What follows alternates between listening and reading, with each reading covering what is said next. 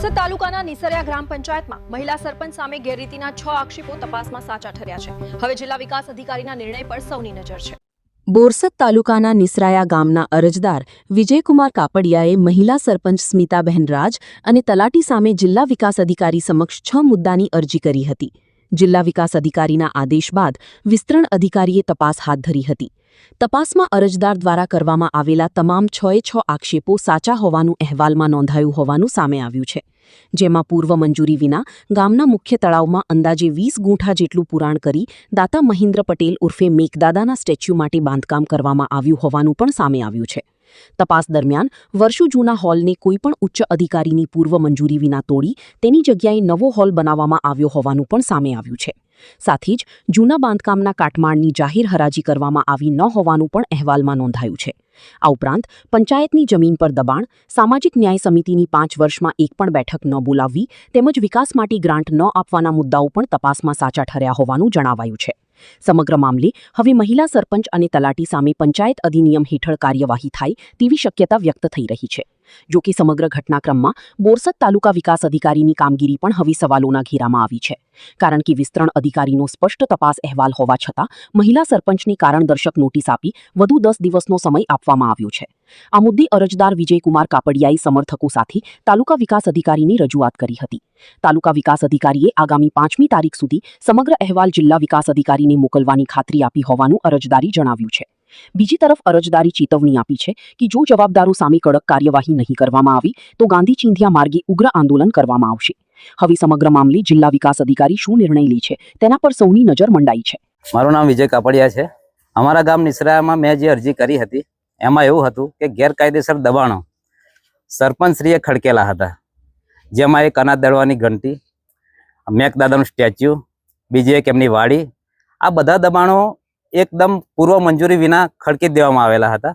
હાલ તપાસમાં તપાસ અધિકારીએ તપાસ કરતા બધા એમના જે કંઈ પણ ગેરકાયદેસર દબાણો હતા એ હાલ આપણા કાગળ પર આવેલા છે। સાહેબને અમે એવી રજૂઆત કરી કે સાહેબ તમે કેટલા દિવસની અંદર આનું આ નિરાકરણ અમને આપશો? સાહેબે છટકબારી શોધી પહેલાં એમને 7 દિવસની જવાબ પાઠવવા માટેની નોટિસ પાઠવી। હવે અત્યારે અમે ફરતી આવ્યા છે આજે, તો સાહેબે હવે અમને 10 દિવસનો બીજો સમય આપેલ છે। એટલે અમને એવું લાગી રહ્યું છે કે તાલુકા વિકાસ અધિકારી સતીશ પટેલ અને જે અમારા ગામના સરપંચ છે ને એમના સરપંચ પતિ છે વિજયસિંહ રાજ, આ બે વચ્ચે કંઈક વ્યવહારો થયેલા હોય અથવા તો કંઈ પણ પ્રકારે એ બેની કંઈક એવી મિલીભગત હોય, સાંઠગાંઠ હોય, જેથી આ અમારા જવાબો આગળ એવા ડીડીઓ ઓફિસ સુધી મોકલતા નથી। આ મારો આક્ષેપ છે એમની સાથે। હવે પછીની લડતમાં જો આ જવાબ 5 તારીખ સુધીમાં અમને કીધું છે કે ડીડીઓ ઓફિસે આપીશું, પણ જો 5મી તારીખે એ લોકો નહીં આપે તાલુકા વિકાસ અધિકારી, તો આજે અમે 100-200ની સંખ્યામાં આવ્યા છે, પણ આવનારા સમયની અંદર 6મી તારીખે અહીંયા આગળ 5000 લોકોનો હુજુમ લઈને હું અહીંયા આગળ આંદોલન કરવા આવીશ। ગામમાંથી અરજદાર દ્વારા અરજી કરેલી અને વિસ્તરણ અધિકારી દ્વારા તપાસ કરવામાં આવેલી છે। અલગ અલગ સમુદ્દા છે, દબાણ છે, સામાજિક ન્યાય સમિતિની બેઠક ન મળવી, સામાજિક ન્યાય સમિતિના જે નબળા વર્ગ છે એમાં ગ્રાન્ટ ન ફાળવવી, એ મંજૂરી વગર સ્ટેચ્યુ મૂકવું અને દબાણનો, આ રીતે અલગ અલગ પ્રકારના મુદ્દા છે એનો તપાસ કરી। તપાસ અહેવાલ 14/7 અને 15/7 વિસ્તરણ અધિકારી દ્વારા રજૂ થયેલો છે। એ અન્વયે અત્રેથી 18/7 સરપંચને નોટિસ આપી ખુલાસો માટે કાર્યવાહી શરૂ છે। પૂરતા હજુ તપાસ અહેવાલ અન્વયે નોટિસ આપી છે, નોટિસનો જવાબ હજુ આવ્યો નથી।